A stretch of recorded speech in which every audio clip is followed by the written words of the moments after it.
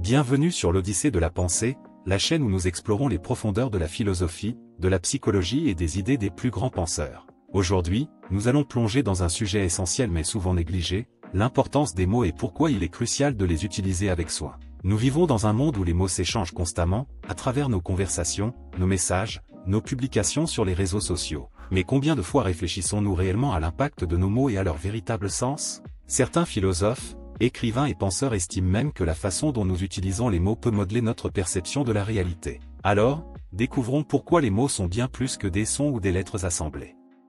Les penseurs anciens et l'importance des mots. Dans l'Antiquité, les philosophes étaient déjà fascinés par le pouvoir des mots et du langage. Pour des figures comme Socrate, Platon et Aristote, les mots n'étaient pas de simples instruments de communication, ils étaient un vecteur essentiel de connaissance, de vérité et de justice. Ils percevaient le langage comme une force puissante, capable de structurer la pensée et d'influencer le monde qui nous entoure.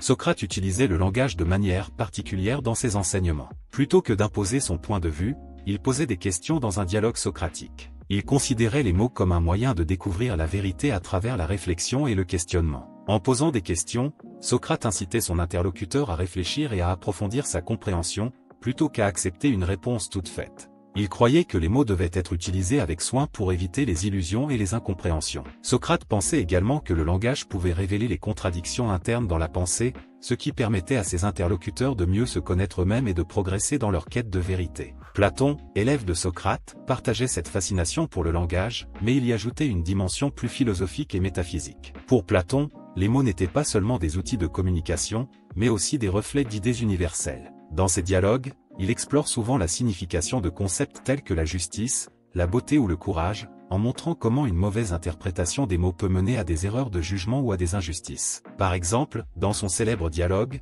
La République, Platon expose comment la mauvaise compréhension de la justice peut avoir des conséquences désastreuses pour l'individu et la société. Platon voyait donc dans le langage un moyen de se rapprocher des idées pures, ces formes idéales qui sont inaccessibles au monde matériel mais qui représentent la vérité ultime. En ce sens, il prônait une utilisation rigoureuse et précise des mots, car mal comprendre un mot revenait pour lui à s'éloigner de la vérité. Aristote, élève de Platon, abordait le langage sous un angle plus logique et scientifique. Il voyait le langage comme un instrument permettant de structurer la pensée et d'établir des liens entre différents concepts. Dans ses travaux sur la logique, notamment dans l'Organon, Aristote développe des règles pour bien raisonner, en insistant sur la clarté et la précision des mots. Pour Aristote, la maîtrise des mots et des concepts est essentielle pour bien penser et bien argumenter. Il introduit également la distinction entre les différents types de discours, le discours poétique, politique, philosophique et scientifique, chacun nécessitant une approche spécifique et une utilisation adaptée des mots. En effet, Aristote comprend que le même mot peut prendre des significations diverses selon le contexte, et que cette richesse du langage peut être source de compréhension ou d'égarement. Son insistance sur la clarté et la rigueur dans l'usage des mots a profondément influencé la pensée occidentale, notamment dans les domaines de la science et de la logique. En somme, pour ces trois grands penseurs, les mots n'étaient pas seulement des moyens d'échanger des informations, mais aussi de véritables outils de connaissance et d'éthique. En dialoguant, en choisissant avec soin leurs mots, en les analysant et en les affinant, ils pensaient pouvoir se rapprocher de la vérité et améliorer la compréhension humaine. Cette conviction partagée a posé les bases de la philosophie du langage et de la logique, qui restent des disciplines centrales pour comprendre le rôle des mots dans notre perception du monde. Pour eux, mal employer un mot ou l'utiliser sans réflexion pouvait entraîner des malentendus, de fausses croyances, et même des injustices. Ainsi, Socrate, Platon et Aristote nous rappellent que les mots sont des ponts entre les individus, mais aussi entre les idées et la vérité.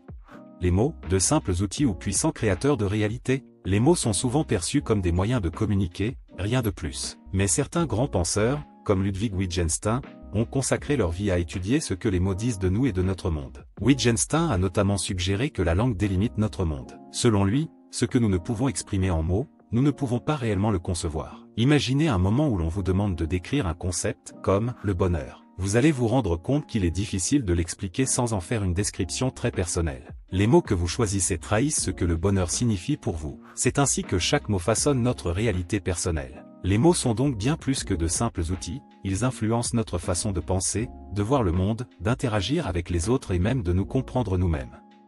Le langage et la manipulation, George Orwell et la novlangue. Dans son œuvre 1984, George Orwell expose une vision terrifiante du langage. La novlangue est une langue artificielle qui vise à réduire les mots de manière à limiter la pensée. Orwell démontre que réduire le vocabulaire réduit aussi les capacités de réflexion et d'opposition. Dans Le Monde de 1984, le gouvernement cherche à réduire la langue afin de contrôler les pensées des gens. Par exemple, le mot liberté finit par être supprimé du vocabulaire. Sans mots pour le penser, la liberté devient impensable. Orwell souligne ici que les mots sont porteurs d'idées et de concepts. En les manipulant, on peut changer ce que les gens pensent ou même les empêcher de réfléchir librement. La philosophie du langage de Derrida et l'importance du contexte. Jacques Derrida, philosophe français, a avancé l'idée que les mots ne sont jamais totalement fixes dans leur signification. Selon Derrida, le contexte dans lequel un mot est employé change son sens. En ce sens, même un mot simple comme amour peut revêtir des significations infinies. Imaginez le mot liberté dans deux contextes différents, politique et artistique. Dans le premier, il renvoie à des droits civils, dans le second, il peut signifier la liberté d'expression. Ces nuances sont essentielles et rappellent l'importance d'adapter notre langage à la situation pour éviter les incompréhensions. Les mots et les émotions, la psychologie du langage. La psychologie moderne nous rappelle que les mots que nous choisissons influencent aussi les émotions et les comportements des autres. Des études montrent que des mots positifs favorisent des émotions agréables, tandis que des mots négatifs peuvent renforcer des états d'esprit pessimistes ou anxiogènes. Une personne qui dit « je suis nul » au lieu de « je dois encore m'améliorer » programme son esprit à se voir négativement. Le premier choix de mots est un jugement définitif, tandis que le second ouvre une perspective d'amélioration. En psychologie, on parle de l'effet de l'étiquetage verbal, qui consiste à prendre conscience de l'effet émotionnel des mots et à s'efforcer de les choisir pour produire des pensées plus positives. Le pouvoir des métaphores, comment les images mentales façonnent notre pensée. Les métaphores sont des outils de langage qui permettent de voir le monde d'une certaine manière. Le philosophe Nietzsche affirmait que « nous n'avons aucun droit de chercher la vérité si ce n'est par métaphore, car les métaphores enrichissent notre compréhension du monde. Si nous parlons de « lutter contre une maladie », nous la voyons comme un adversaire, si nous parlons de guérison comme d'une renaissance, cela suscite des sentiments plus optimistes.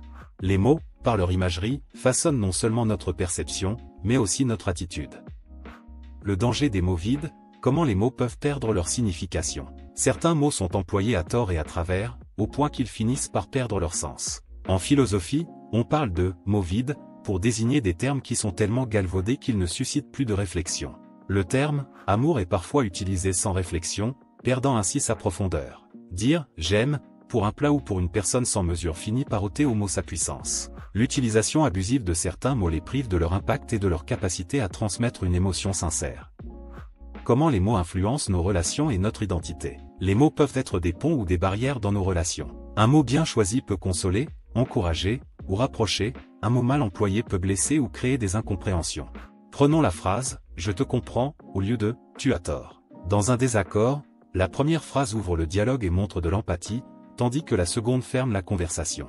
La façon dont nous choisissons nos mots dans des situations tendues peut radicalement changer l'issue d'une interaction. Conclusion, les mots comme reflet de notre pensée et levier de changement.